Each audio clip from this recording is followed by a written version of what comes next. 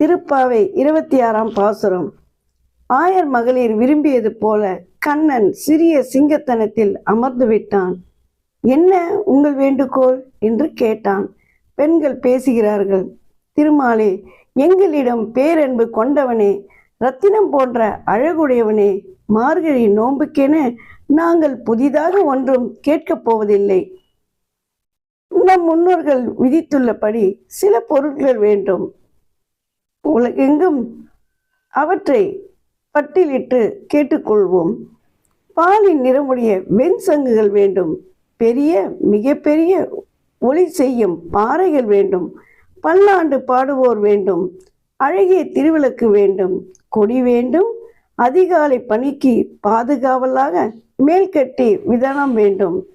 முன்பு ஆளின் இலையில் பாலனாக இருந்தவனே, இவற்றை எங்களுக்கு அருள் வேண்டும் கண்ணா. ஓம் நமோ நாராயணா. மாலே மணிவண்ணா,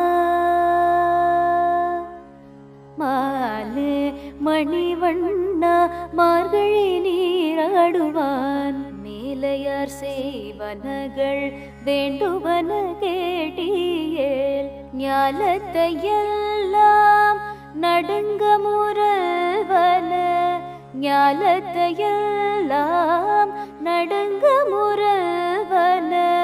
பாலன்ன வண்ணத்துன் பாஞ்ச சந்நியமே, பாலன்ன வண்ணத்துன் பாஞ்ச சந்நியமே.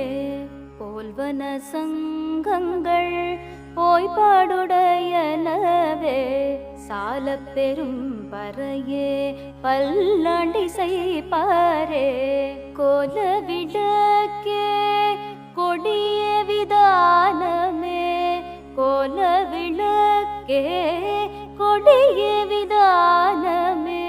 ஆலின் இலையாய் அருளேலோரெம்பாவாய்.